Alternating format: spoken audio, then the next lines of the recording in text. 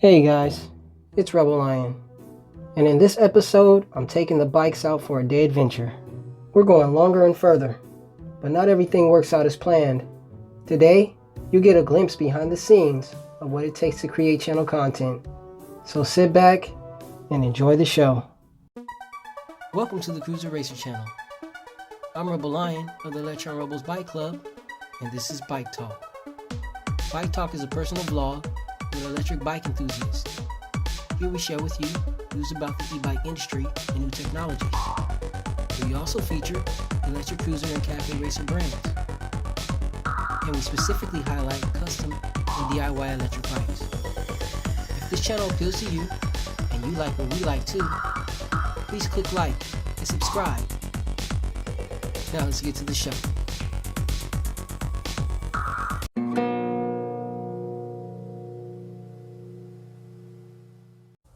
Greetings enthusiasts, and welcome back to the channel. I'm Rebel Lion of the Electron Rebels, the Grand Admiral, and this is Bike Talk, the personal vlog of an electric bike enthusiast. In last week's episode, we talked about the top 5 cruisers on the Cruiser Racer watch list. In this week's episode, we're going to reveal our top 5 e-racers and cafe racers on our watch list. Once again, because we're a brand that loves to build electric cruisers and cafe racer bikes, it only makes sense that we focus on the custom cruiser racer market. The racers that we're going to explore today have also influenced the way we build our models. So, let's begin, shall we? Aerial Rider is one of the many racer motorbikes that trend the same style of the most popular Super 73 of North America. Starting with a 1000 watt geared hub motor that can perform at 2000 watts peak output. With a range up to 70 miles per charge, it's equipped with a heavy duty clutch and metal gears, which allows the motor to reach torque up to 110 Norman meters. The Li-ion battery has 52 volts, 18 amp hours, and is good up to 800 charge cycles, reaching speed over 30 miles per hour. It also has a nifty USB port, allowing you to charge other devices. The smart controller is 52 volts, 35 amp hours, giving the aerial continuous peak current on 18 transistor. It has a backlit LED display with easy diagnostic features and a secondary USB charge port. A 5-level pedal assist with 12 magnet cadence sensor and thumb throttle, as well as water-resistant connectors and wiring harness. The tire size, 20-inch by 4 CST fat tires on X52s. It has a front motorcycle-style bright headlight and rear integrated tail lights with brake light mode. The aerial's durability can carry a 300-pound payload capacity.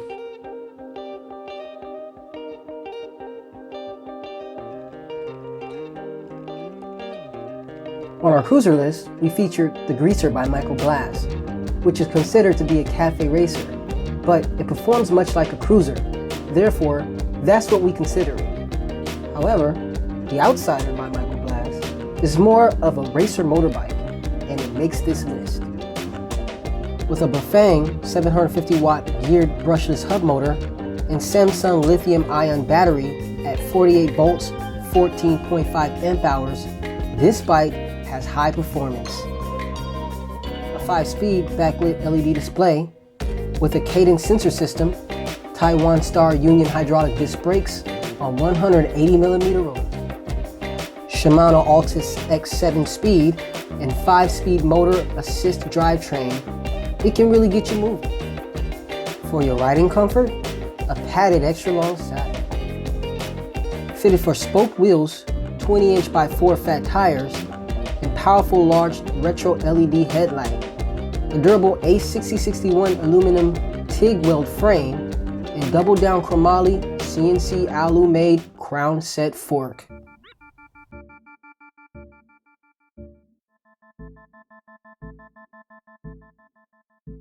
The Titan R2. This vintage style beauty has a top speed of 28 miles per hour and a 30 to 40 mile range on a 1000 watt rear hub motor. Powered by a 52 volt 13 amp hour battery, it has a charge time of 4 to 5 hours, 30 amp hour controller, an LED display reading speed, time, pedal assist, and limit speed. The steering column is an aluminum dual crown suspension on 24-inch by 3 all-terrain tires with front and rear disc brakes. You'll be able to see well riding at night with front and rear LED lighting, and feel free to carry a passenger, for this bike has a 300-pound payload capacity and only weighs 75 pounds.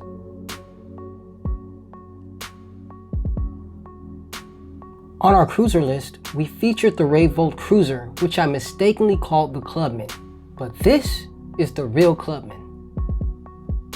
The Revolt Clubman has 7-speed, 250 watt, 40 Newton meter rear hub motor, powered by a standard 36 volt, 10 amp hour battery with a range of 24 miles to 40 kilometers and charge time of 2.5 hours. You may also go for a 36 volt, 16 amp hour battery with a 37 miles, 60 kilometer range and charge time of 4 hours, if you need a little more. Both are good for 1,000 charge cycles. The Revolt aluminum 6061 frame has a composite shell covered by leather, which houses the battery, custom leather grips, and a soft vegan leather saddle. Equipped with high-performance tetromechanical disc brakes, there's also a tetro-hydraulic brake option, a custom 3-piece crankset. You'll love the flashy KCM silver chain and custom flat pedals. The Clubman sits on double-wall 40mm wide rims and fat tires 26-inch by 3. It has a pedal assist system, 7-speed Shimano Turn ETZ gear shift, and Bafang display.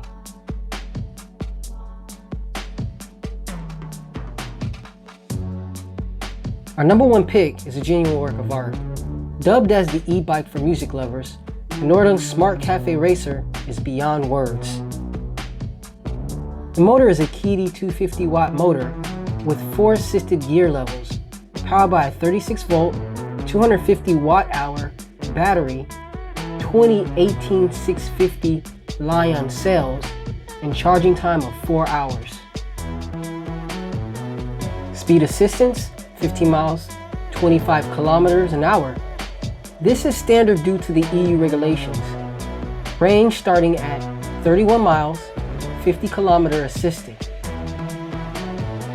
This bike has an in-frame boombox and 20 watt RMS internal speakers with a frequency range of 70 Hz to 20 kHz. A Class D amplifier with wireless audio connectivity, mobile app connecting both iOS and Android, and 1 USB fast charging port. Sitting on Nordung custom wheels, 27.5 inches with Pirelli 2.4 tires, the Dipio crankset has internal gears and Shimano hydraulic disc brakes. Perfection to detail with custom Brooks saddle and grip, front and rear LED lights, and dig this, the stem has a magnetic phone holder. Currently, you can find a handful of these brands racing around US city streets. The Outsider, the Ariel, and the Titan are 3 common brands loved by US riders. However, I'd love to see more of the Revolt Clubman. As for the Nordung Smart Café Racer, well, the price tag starts around $10,000, so it's not likely that you'll see many out on the streets. The most common racer motorbike sold in the US is the Super 73 e-bike, and it is a phenomenal bike. In fact, I've seen many modified Café Racer versions, and they are super sexy. And the Super 73 was close to making the top 5, but I tend to lean more toward the lesser known brands in the industry. But again, that's just me. What do you think about the top 5? Let me know in the comments section. But for now, let's move on. I'm a lion, and the shadows where I roam. I'm a lion. I'm a lion. Trying to feed the algorithm. Help a lion. Help a lion. Feed my e-bike addiction. Just like and subscribe so I can build more bikes. And I will document it all for you.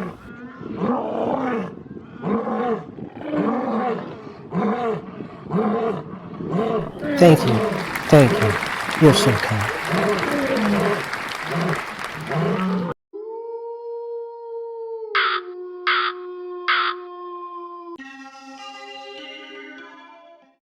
Good morning, guys. It is early in the morning, about 8 o'clock. It's early for me. And I'm getting ready to head out to pick up a rental vehicle for my challenge, my 3 rides in one day challenge. Something I'm doing for myself to see how many I could really get done. This is going to be for the Friday cruising series, where I'm going to hit 3 locations and get some good footage for cruise videos. And yeah, I'm prepared. I've got me some got me some lunch, breakfast, charging setups, a bunch of things going on that I've definitely prepared for this day. Only thing is that the weather's not working for me. It is supposed to be a cloudy day with chances of rain here about 2 o'clock. So I better get jumping on it so I can get as much done as I possibly can. Because recording in the rain sucks. And not something I'm too fond of.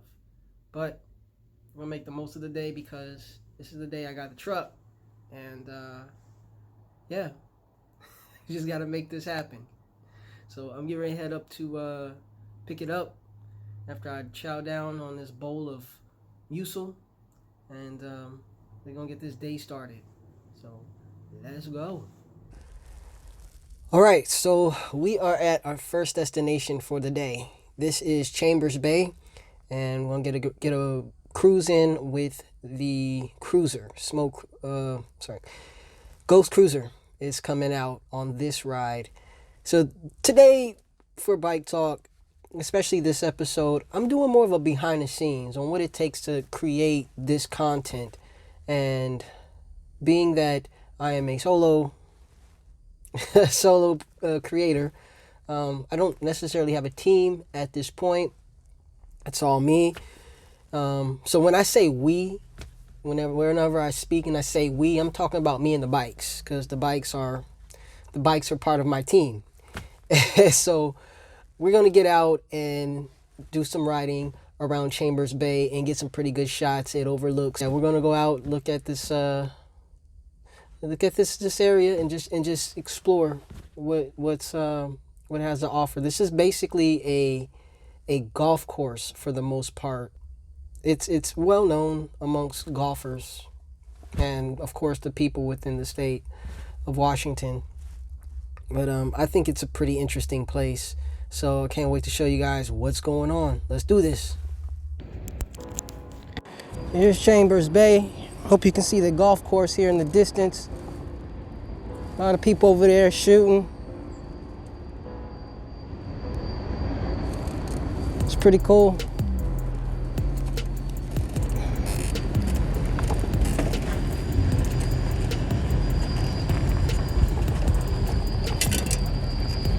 Not quite sure what these tall structures are or what they were at one point.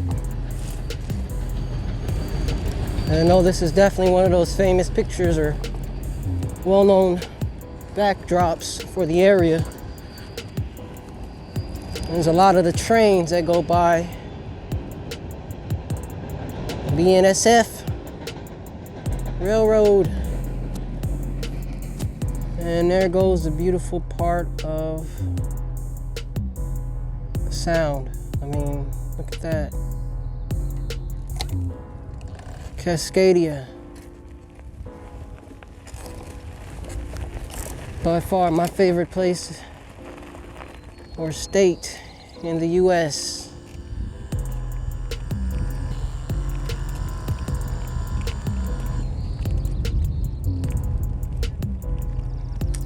So I'm about to set up a shot with a bridge here in the background and the water and this Pioneer sand and gravel structure. That right there.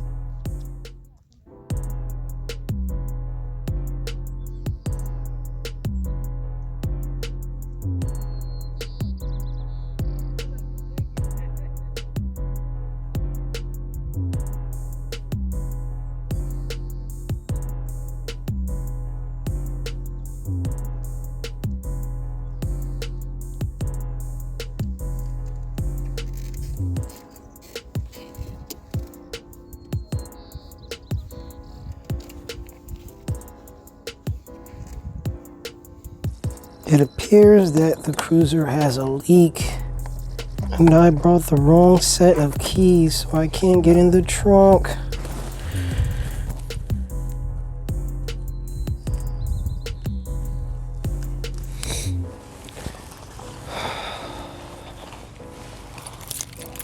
I'm gonna switch to the racer now.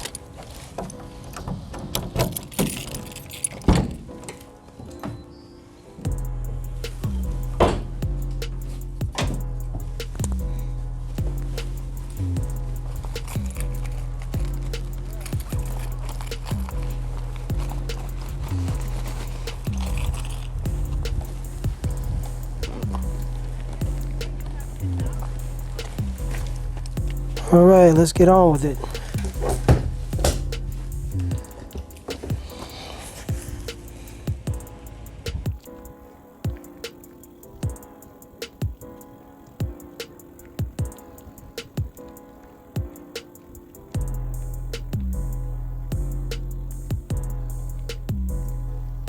I'm gonna set up another shot. This looks like a good place.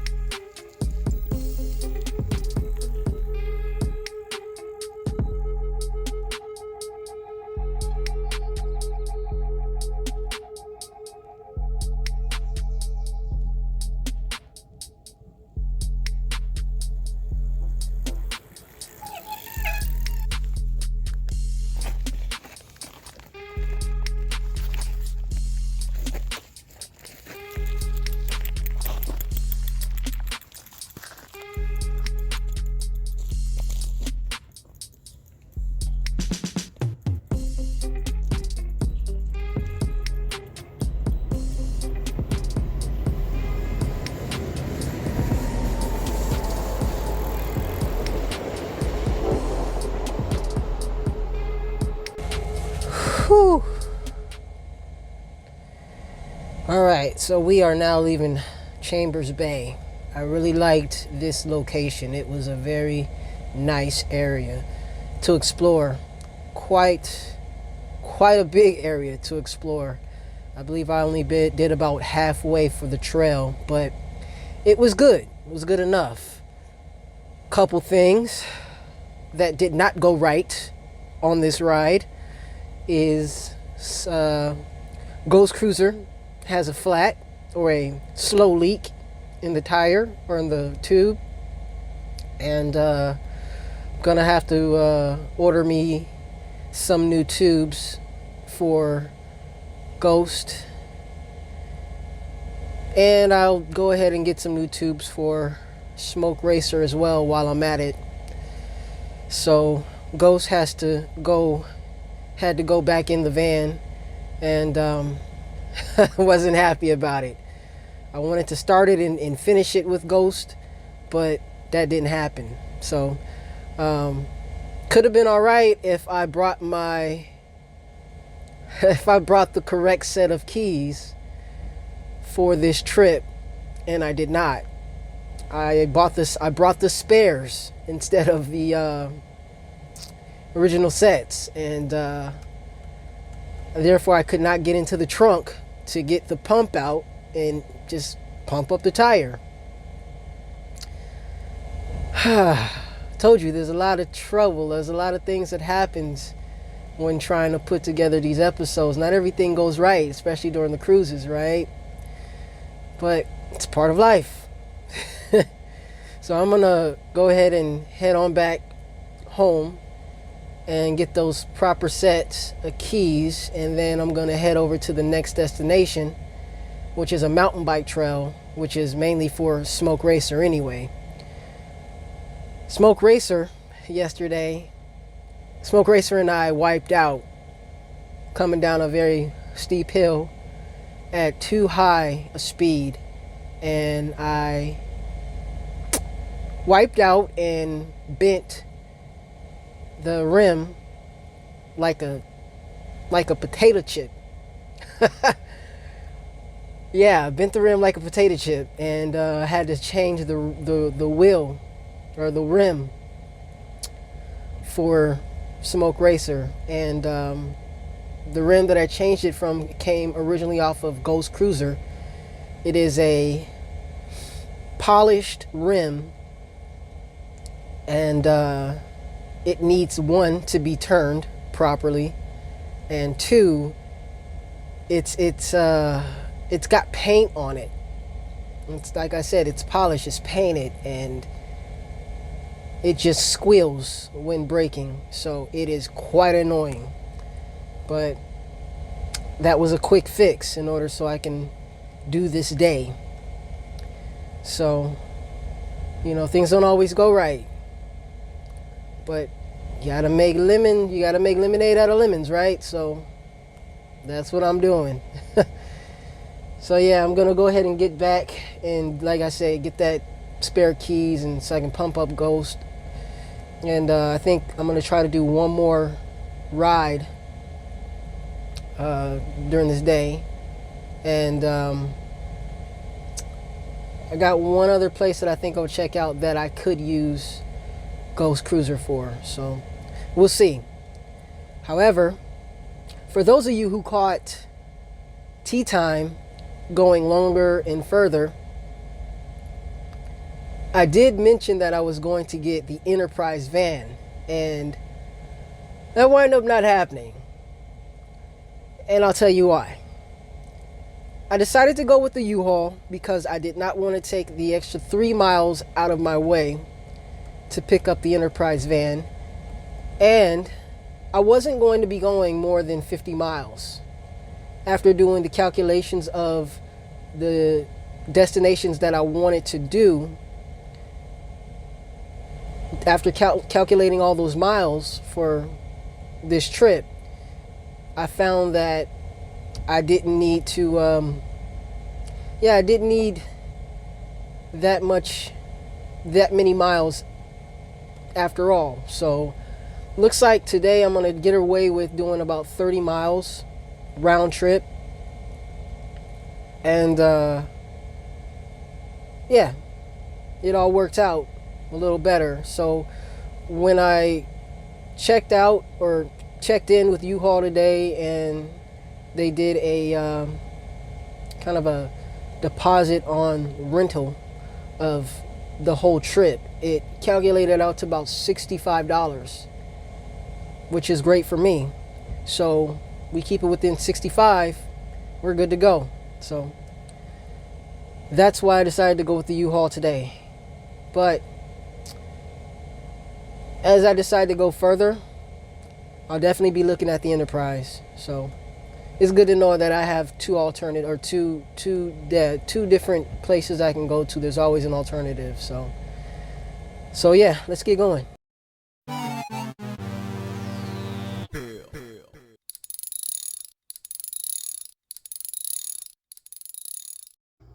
All right, here we are, day 2 on the construction of the console. And listen, got a little bit going on here. So now I'm going to attempt to fit the controller to one of the sides before I finish gluing everything, because it's going to be a little hard to get that controller on once everything is glued together, right? What I initially wanted that console to curve in a little bit, and I don't see how, kind of having a hard time seeing how that's going to happen with it, and I'm going to show you why. But so far things are going all right. I had to take a break after I had to stop last night so I could further think about how to construct this thing, because I mean, once it starts getting together, everything's glued, it becomes a little harder to glue the rest of it together. But that's just a minor issue I'm sure I'm gonna figure out. Well, let's take a look at what's going on.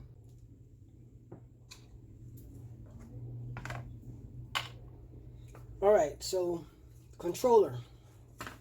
Going to want to mount this controller here to the side so that I have those, not necessarily mount it right away, but I want to make sure I got the holes in line and in place so that I can go ahead and get it glued on. Now, here's one of my issues right here is I need to bead some glue right there on the other side here, and I'm not gonna be able to beat it the way I with the other ones, because this is a very narrow this is very narrow inside. It's too narrow for me to get the gun in to bead the rest of the glue, so I may have to line it up here and then get it on. This thing, it just, hot glue dries so quickly. So I've got to be careful with that. That's on both sides. I'm going to have to get them glued on. I definitely want to get this side ready for mounting the controller before I even glue it on, or even get this all together, because once it's together, it's going to be hard to, of course, get those holes and all that in. But that's kind of where we are right now, is we're going to work on getting the controller holes in place for mounting. And then next would be gluing that side together, and as well as the other side, because they're both narrow. So let's start.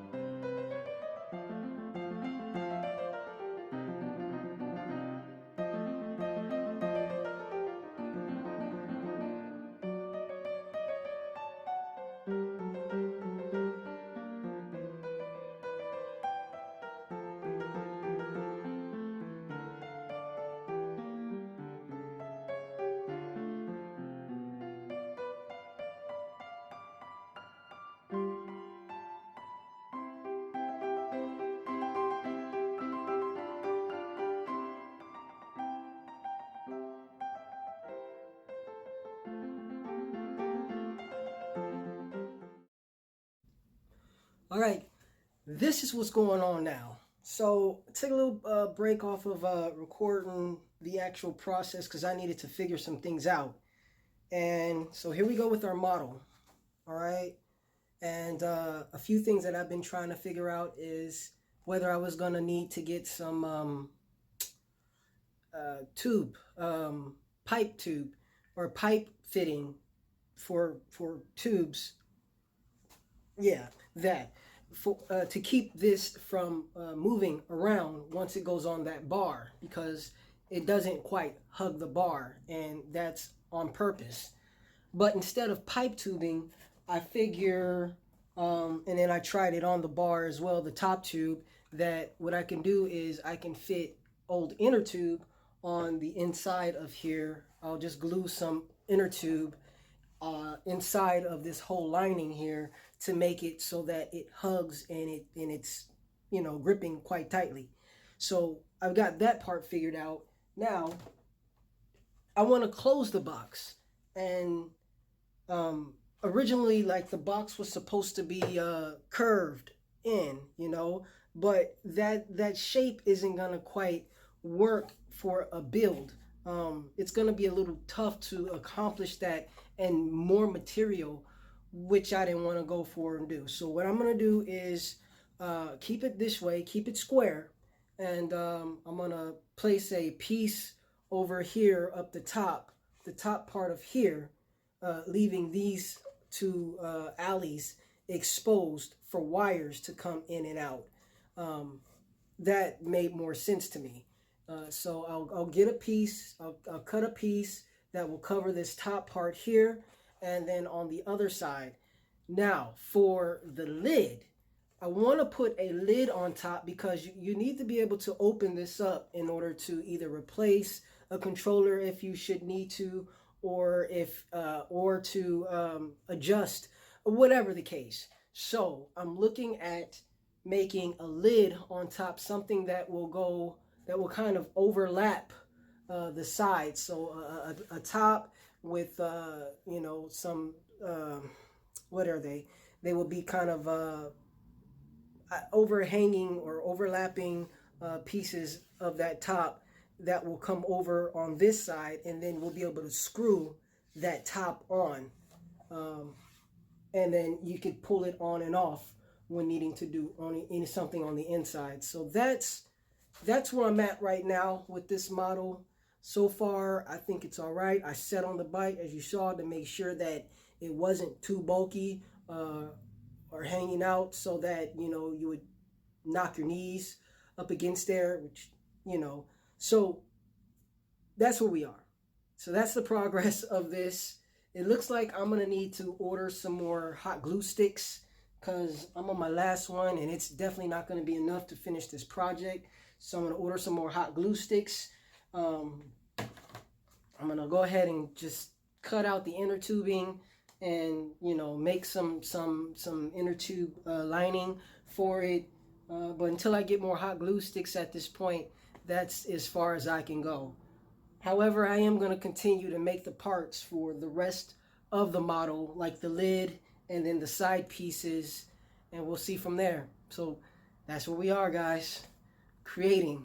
It's all on a whim, and I always try to use parts that I have within my house. As you can see, I have screws and all that. Everything is from in home, so that's creating, guys. All right, till next time.